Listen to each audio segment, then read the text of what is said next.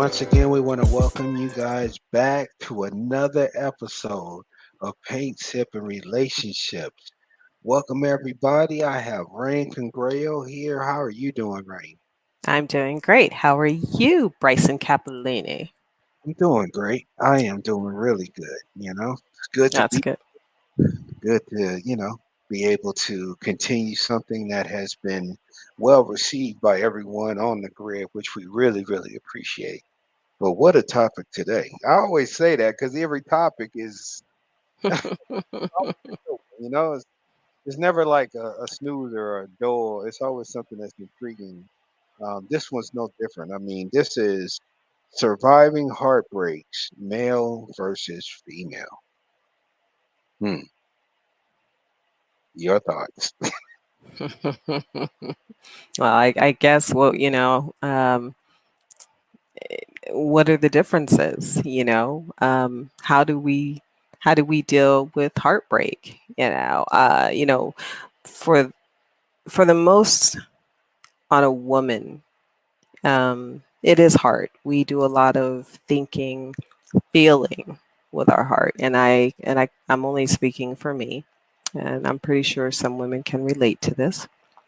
But we tend to go into things with our heart, and the red flags may be right in front of us and we never see it because we're want to be with that person. That is our ideal person, or so we think in our own head. And therefore, we tend to go towards that. And so then when we have heartbreak, it literally will hurt us to our core because we allowed ourselves to get involved with somebody that we probably shouldn't have or wasn't the best fit for us. But we wanted to overlook all of that because he looked good. I'm attracted to him. He's got money. People got different things of what they're attracted to. And so, if you meet one of those two things on a list, then um, then you're going to go for that because you're going to be like, oh yeah, he has this, he has this, he has this. But there's more to it in that than from a female perspective. And I think we just get caught up and we wear our hearts on our sleeves sometime. And I remember the best advice that my dad ever gave me, and he says, you've got to learn to listen to your heart and to your mind Mm, because sometimes they can be in conflict. And if they're in conflict, then you really need to kind of stop and take a step back and listen to that, right. because you really need to go in with your eyes open and not just your heart open, because there's a chance you could give your heart to the wrong person. And believe me, I mean, I think everybody has gone through that heartbreak and you realize, you look back, it was heartbreak then, but then you look back and was like, what did I see in that person? Why was I with that person? Right. But as you were going through it, you were like, oh my God, this is the love of my life. I can't believe, he's done that. I mean, I've even done that to a certain extent to where I left the game for, I don't know, 3 months or so, and didn't know if I was coming back until I think after that 3 month stint, I was like, what am I doing? you know, that person, no, and why was I even with that person? Um, and there were circumstances behind that. But I think you just really gotta lean on your thought process. And also, we have to, and this goes for men and women, we have to learn to make better decisions on the people that we pick to be with. What about you? For me, I think you got it. You hit it right on the nail. But I also want to go back and take it back to on a male side because I can't speak for every male, right? I can only speak for myself.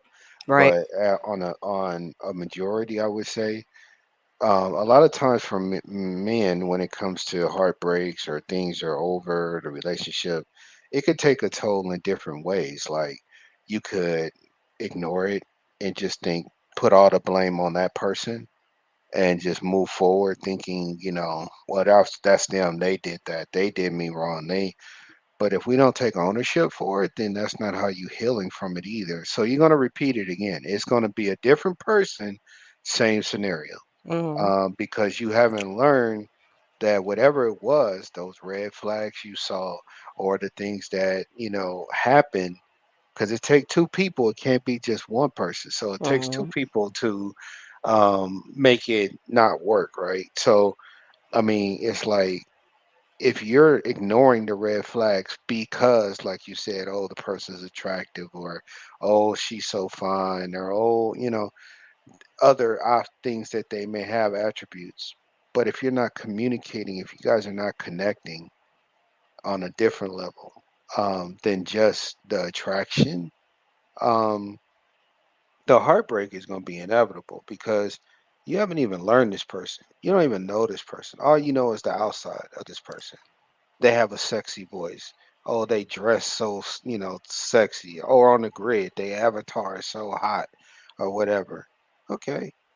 But what about the person behind the screen? Do you know that person? Have you seen that person? Have you talked to that person?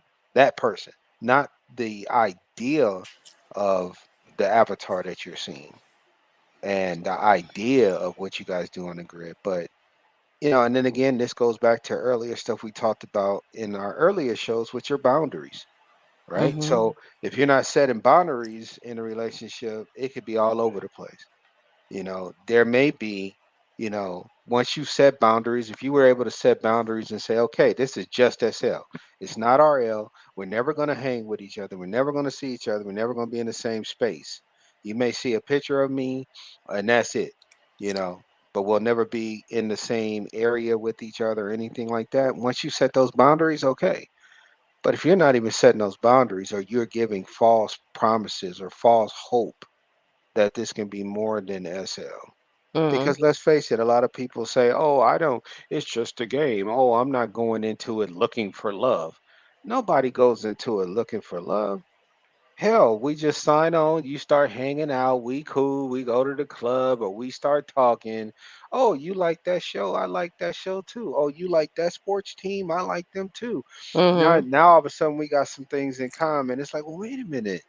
Are you really seeing someone? No, you're not seeing someone. Oh, well, maybe we can start. And then all of a sudden, it just grows. And then now we're not even talking on the game no more. Now we're on Facebook, or now Mhm. we're on Instagram, or now we're texting each other on our RL cell phones, right? Mm. So, or talking in RL on our phones. So, I mean, all these things come into play, and then how you deal with the heartbreak can be, I feel a situation where it could be a lesson, it could be some growth, because from every situation, good or bad, you should be able to grow from it, because that's what's going to make you better, right? So Mhm. like, you're in a situation and it's the perfect relationship and you screwed it up. You wasn't showing no attention to her, you was out doing what you wanted to do, and you can care less how she felt. Okay, the relationship is over. What did you learn from that? Right. So the next time when you meet someone else, okay, I need to pay a little bit more attention to this, or I need to be more open to what her thoughts may be, or his thoughts may be, right? Um, so if you're not doing that, and all you're doing is just ignoring it for a male, because it's easy for a male. We always want to be to stick our chest out and, oh, she's tripping. Oh, this not me. And then when we by ourselves and our boys ain't around, and you know what I'm saying? And we're by ourselves, and it's like, oh, that song came on the radio. It's damn. Like all the songs seem to have the messages now. They mean a little bit different now. They Mm. hit, how they say it hit different now than Mhm. it did before, right? So I mean, Mhm. these are for a man, I would say just from a male in general, despite, put the ego aside Right. and then learn from it, right? And then you can go from there. It's easy to point the fingers. Remember, when you point one finger at somebody, you got three fingers pointing right back at you. Oh So yeah.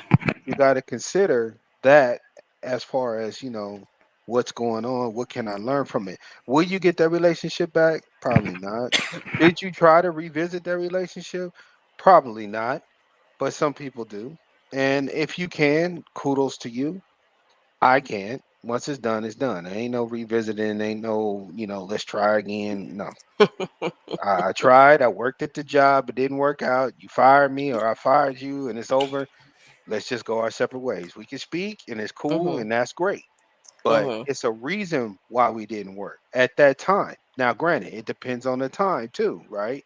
If you're at a younger stage, or maybe it's an earlier part of your life, and maybe you were going through things, and now it's years later, you're a different person. You've grown, hopefully, and you're not that same person, or you don't see things that way. Then that's different. But in most cases, take the experience, learn from the heartbreak, and if it hurting you, and if you had heartbreak over it, be truthful about it. Then that means you care, right? Right. If you really heartbroken about this, the situation, the relationship, and you can't go on the game, and you can't, whatever the case may be, you can't be around that person. If we're talking real life, or just the thoughts of that person just hurt you, you really cared about that person. But how did you show them that you cared about them? Hmm. And if it wasn't you, like, let's say it wasn't your fault, that's one thing. But if it was your fault, what can you take from that? What's going to be your takeaway so that you can move forward, so that the next person that you with, who has no reason to bear all this baggage from your last relationship, right? Which should be another topic we should talk about, bringing your old clothes from the last relationship into the new relationship. But you know what I'm saying? Letting that go, and just say, okay, this is new. She or he is a new person, and I want to really get to take the time to learn that person. Right. Not how fine she is, not, oh, we can prim in 2 days and now we're together. No, or the same day. But I'm just saying, it's none of that. It's none of that. It's about getting to know that person, building a relationship, building a foundation, right? So that's how I would say to deal with it. Ultimately, learn from it and move forward, and then the next go round, be able to take what you've learned and implement it. Learn, implement, execute. That's exactly what I would say. Well, I look at from your lie, I look at it as be it cause for everything that you do, because everything that happens in your life, and I hate to say this, but I say it so many times, everything that happens to you in your life is a result of you. Hmm. um you go through heartbreak, you go through cheating, you go through whatever it may be. You have to be a cause for that because you allowed those people to come into your life. Right. And so when you're a cause for things like that, then what you can do is you can pick apart whatever happened within. Then you could say, oh, okay, now I see, I did this, or I didn't do this, or I shouldn't have been doing this, or I shouldn't have been with this person because of that.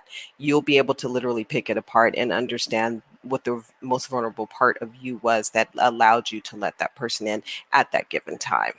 Right. So when we start making excuses, and I think I talked about it in um, a past episode, where I'll never forget, somebody said, I think we were talking about boundaries, but oh, she treated me wrong, so that's why I went and did this, you know. Hmm. And the first thing is, when a person actually blames it on somebody else, they're in effect. They're just using an excuse. So it doesn't matter how many people they get with. It's always going to be, if something doesn't work out, it's always going to be that person's fault. Those are Hmm. the people, honestly, you need to run from, because they're never going to be a cause for their own life. They're always going to blame. And therefore, they could always be the one to cause the heartbreak. But to end this, um, heartbreak is a part of life. We went through puppy love as kids. We had heartbreak. We grow up, we have heartbreak. Again, like what you said, it's about learning from it, learning, what you need to take from it so that you don't relive it again, and Hmm. moving on. You got to learn how to move on. And once you move on, don't let that be the same thing that brought you into a relationship. And what people don't understand is, I'm not just talking about a love relationship. I'm talking about relationships in general. It could be a relationship with family. It could be a relationship with friends. It could be a love relationship. Yeah. But look at what went wrong, and then try to make adjustments in your own life so that it doesn't happen again. Makes sense. Makes Yeah. sense. All right. Well, once again, always bringing the knowledge and the facts and the truth is Miss Rain Congrejo. So thank you so much for being a part of the show. And again, thank you everyone who's tuned in. Thank you for all the comments, reaching out to everyone to, let us know what your thoughts are and then passing it on to your friends, telling them to tune in. We really appreciate that. And we look forward to seeing you on the next show. Yes. All right. Well, with that, we'll end the show. And again, thank you for tuning in. See you later. Bye bye.